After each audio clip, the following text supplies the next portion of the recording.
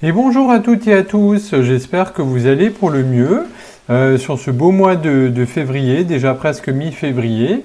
Donc bienvenue dans mon deuxième podcast au sujet de la nouvelle lune qui s'en vient dans la nuit de ce soir à demain, donc dans la nuit de vendredi 9 à samedi 10 février. Pour celles et ceux qui me suivent depuis longtemps ou depuis un certain temps, vous le savez maintenant, la nouvelle lune, c'est synonyme de métamorphose, de renouveau. C'est un moment qui nous pousse à entreprendre les changements nécessaires dans nos vies pour accomplir de nouvelles choses. D'un point de vue spirituel, les nouvelles lunes sont également idéales pour planter des graines, mais que ce soit physiquement ou que ce soit également sur un plan plus évolutif de nos actions, de ce qu'on veut faire, manifester de nouvelles idées, qu'on espère toutes et tous voir pousser effectivement au bout d'un moment. Donc il faut savoir également que dans plusieurs pays asiatiques, comme la Chine, la Corée du Sud, le Vietnam, on va fêter la nouvelle année ce 10 février, donc ce samedi 10 février. Donc voilà, c'est l'occasion également de se pencher sur un autre calendrier que celui qu'on utilise, c'est le calendrier lunisolaire. Puisque Singapour, donc comme je vous disais, Corée du Sud, Vietnam, Indonésie, Malaisie, contrairement à chez nous, la nouvelle année ne commence pas le 1er janvier, mais puisque leur calendrier est un petit peu différent, nous on a notre calendrier grégorien qui suit le cycle de la Terre autour du Soleil en 365 jours, et c'est pour ça que notre nouvel an à nous commence toujours à une date fixe, puisqu'il commence toujours au 1er janvier. Et le calendrier chinois, lui, est ce qu'on appelle lunisolaire, c'est-à-dire qu'il se base et à la fois sur les mouvements de la Terre autour du Soleil et sur les cycles de la Lune pour compter les mois et pour fixer un petit peu les dates des différentes fêtes et des événements importants pour eux. Donc il suit les phases de la Lune et donc les mois chez eux sont basés sur les cycles lunaires. Et ensuite, il y a des calculs qui sont faits pour que les mois solaires et les mois lunaires puissent coïncider. Donc voilà. Et donc, la Chine se sert de ce calendrier lunaire et le premier jour du mois calendrier lunaire, c'est ce nouvel an chinois qu'on appelle aussi la fête du printemps, le nouvel an lunaire. Alors c'est vrai que la date est différente chaque année, mais elle se trouve toujours généralement entre le 21 janvier et le 19 février. Et donc, cette année, leur nouvel an va se fêter le 10 février 2024. Ça va être l'année du dragon, en même temps que notre nouvelle lune dans le signe du Verseau. Et dans ce calendrier, il y a un animal du zodiaque qui est associé à chaque année. Il y a donc 12 animaux en tout. Donc il y a le rat, le bœuf, le tigre, le lapin, le dragon, le serpent, le cheval, la chèvre, le singe, le coq, le chien et le cochon. Si je n'ai pas oublié, je pense qu'on est bon. Et voilà, ces animaux reviennent tous les 12 ans comme un cycle. Et donc, la prochaine année du dragon sera fêtée en 2036. Et chez eux, le dragon est considéré comme le plus puissant des 12 signes du zodiaque. Et donc, effectivement, cette nouvelle lune, dans la nuit du 9 au 10 février, dans le signe du Verseau, de l'air, coïncide parfaitement avec l'entrée dans l'année du dragon, ainsi que la conjonction de Chiron, qui est le grand guérisseur, et du nœud nord, puisque il y a les fameux nœuds nord également. On dit toujours, le nœud nord, c'est de là où on vient, nos bagages, etc. Et le nœud sud, c'est vers quoi on tend pour essayer de transcender, de transmuter tout ça en fait. Et donc toutes ces énergies intenses vont forcément, vous les avez sans doute déjà ressenties depuis quelques jours, et vont encore se faire bien entendu sentir. Donc c'est vrai que ça va être une nouvelle lune qui va être un petit peu difficile à capter entre guillemets, parce qu'elle va être masquée par la Terre. Donc la lune va entrer dans cette phase en pleine nuit, donc un cheval entre le vendredi 9 février et le samedi 10 février, puisque c'est vers minuit que l'astre sera à 100%, je dis toujours en rigolant, à 100% de 0%, on la verra pas, on verra pas le disque, comme c'est la nouvelle lune, mais elle sera au maximum de cette nouvelle lune à minuit en fait. Et c'est là qu'elle diffusera ses énergies les plus fortes, puisqu'il y a toujours 2-3 jours avant et 2-3 jours après. Là, à minuit, cette nuit, ça va être le point culminant le plus fort, et puis après, ça va redescendre un petit peu. Donc il faut savoir que dans le signe du Verseau, le cap va être mis un petit peu plus sur le côté instinctif, avec un vent de liberté qui s'apprête à souffler durant ce week-end. Donc il faut savoir aussi que la nouvelle lune, c'est le moment du mois où le soleil et la lune sont réunis dans la même constellation. Sur un plan symbolique, le soleil c'est un peu le feu, le côté solaire, ça représente votre ego, la volonté, l'expression du soi, la création. La lune, elle, c'est plutôt le côté lunaire, le côté introspection, qui a à voir aussi avec la créativité, qui est davantage intériorisé, qui symbolise plutôt le monde imaginatif, les émotions, nos mémoires, et un petit peu, si on veut, la rencontre des deux, c'est un petit peu le moment où on aligne ce que l'on fait, enfin qui on est, ce que l'on fait, ce que l'on ressent, ce que l'on montre, un petit peu une sorte d'opposition entre qui on est et ce qu'on montre aux autres, ce qu'on cache, etc. Et donc cette nouvelle lune en Verseau va vraiment encourager l'originalité, j'en bafouille, la créativité, l'innovation. Moi aussi j'ai un peu de mal avec cette nouvelle lune parce que je sens que les énergies sont extrêmement fortes, extrêmement puissantes, même si je fais tout ce qu'il faut, méditation, balade dans la nature, etc. Mais voilà, je suis comme vous, je suis impacté par cette nouvelle lune aussi, je ressens pas mal de fatigue actuellement. J'ai un peu du mal à avancer, c'est très, très particulier.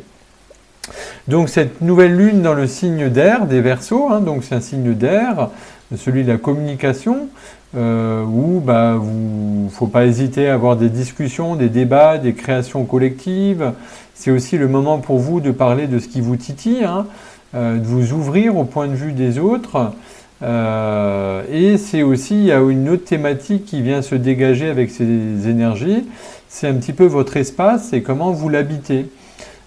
Puisque les énergies puissantes du Verseau vont pouvoir vous inspirer à explorer votre environnement d'une manière nouvelle, innovante.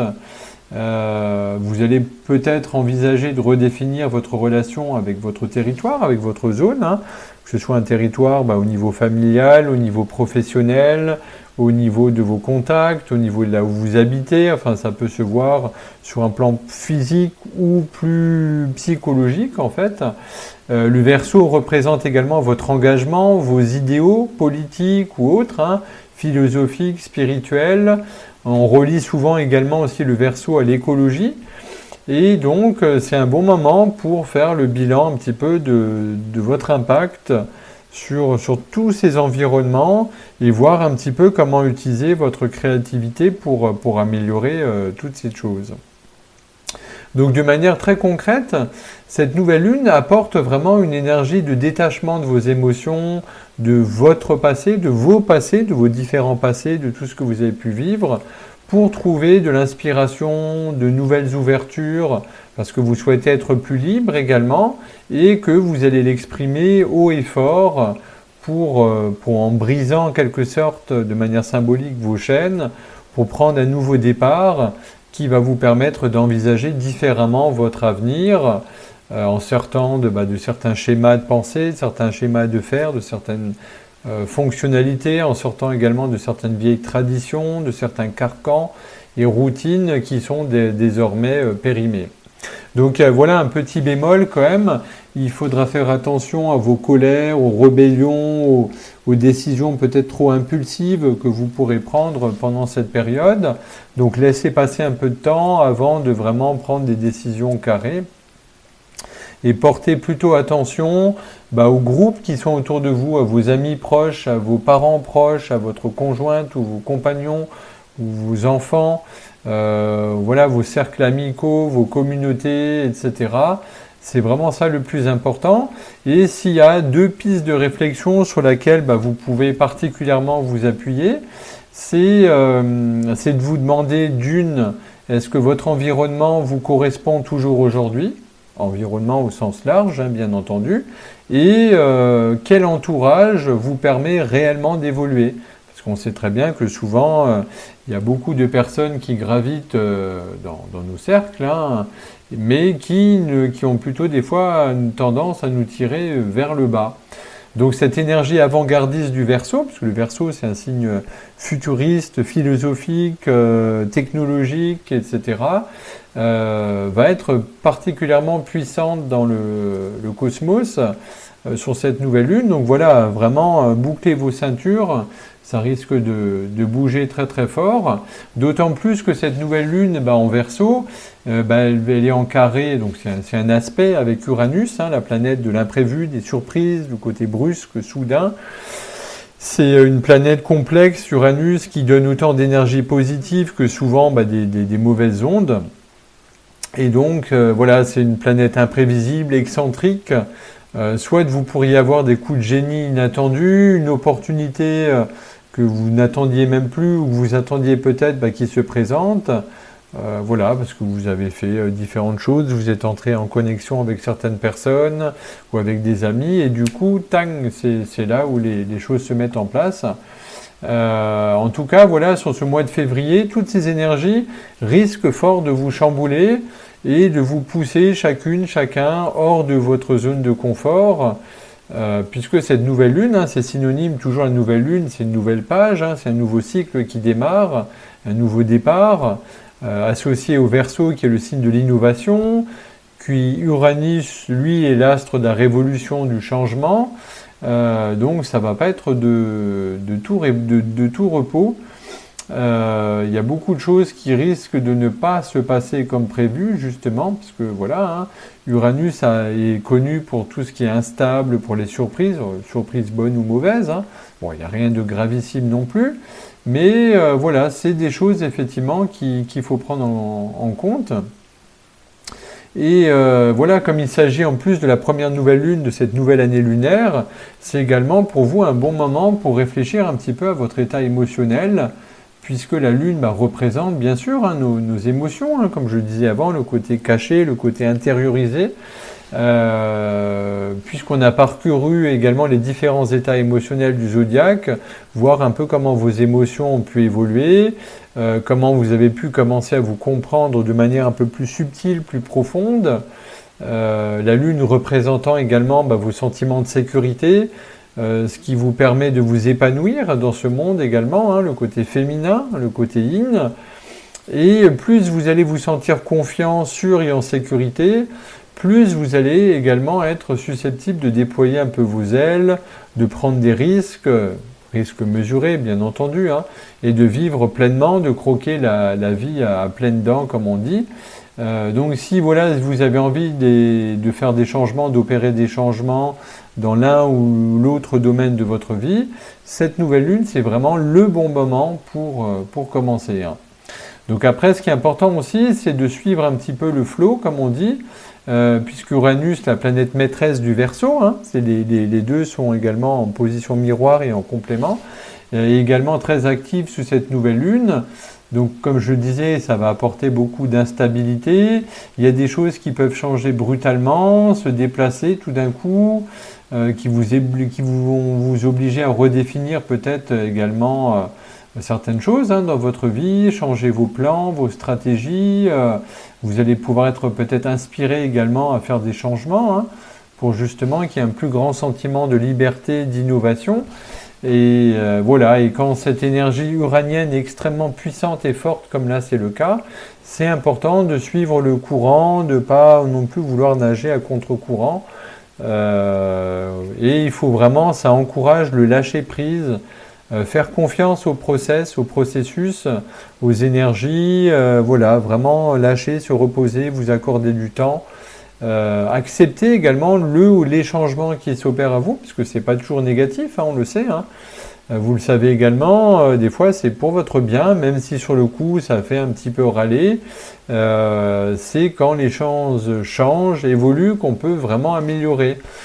Les coachs disent souvent, c'est en sortant de sa zone de confort, c'est dans l'inconfort qu'on progresse vraiment. Donc voilà, il faut vraiment accepter de lâcher un petit peu vos amarres et de laisser couler un petit peu le petit bateau. Voilà ce que je pouvais vous dire en synthèse un peu sur cette nouvelle lune qui approche très très imminemment. Voilà, j'espère qu'encore une fois que vous avez apprécié ce format podcast audio, les informations que j'ai pu vous apporter. En tout cas, je reste comme toujours à votre entière disposition pour toute question, pour tout complément d'information, de précision. Merci également de tout cœur pour tous vos likes, vos partages, vos commentaires qui me font vraiment chaud au cœur. Ça, voilà, ça m'encourage à redoubler, à avancer, à continuer dans cette voie, à encore mieux vous servir, vous apporter des informations utiles pour vous aider concrètement, pratiquement dans vos vies aussi. Donc voilà, comme d'habitude, c'est toujours les mêmes conseils, vous le savez maintenant. Essayez d'aller le plus possible dans la nature, voilà, même s'il pleut un petit peu avec un kawaii, etc. Ne serait-ce que 10 minutes, un quart d'heure, prendre l'air. Voilà, buvez beaucoup, hydratez-vous beaucoup, c'est important actuellement, pour d'une part nettoyer les vieilles mémoires, tout ce qui s'en va, pour hydrater notre cerveau. On sait que notre cerveau a besoin d'être hydraté constamment, puisqu'il a besoin d'eau. Et puis aussi pour hydrater l'ensemble de vos cellules, puisque on est toujours, je parlais de suivre le flow du processus, on est également toujours et toujours davantage, les énergies sont extrêmement fortes et denses, vous le sentez sans doute. On est toujours dans ce processus où on passe du corps carboné au corps cristallin. Alors ça ne veut pas dire qu'on ne va pas se transformer en morceau de cristal, mais voilà, la structure, notre ADN, tout notre corps évolue effectivement. Et il faut qu'on accompagne ça en étant le plus souple, le plus zen possible, en lâchant prise. Voilà, si écoutez votre corps, c'est votre meilleure boussole également. Si vous avez besoin de faire une micro-sieste, de vous reposer, de manger plus léger, ou au contraire, si vous avez faim, vous avez besoin, je sais pas, de fruits, et des choses qui vous attirent particulièrement, sans excès bien entendu, mais voilà, écoutez votre corps et c'est de quoi vous avez besoin. Voilà, je vous embrasse très très fort, je vous aime, prenez soin de vous et puis je vous dis à très très bientôt.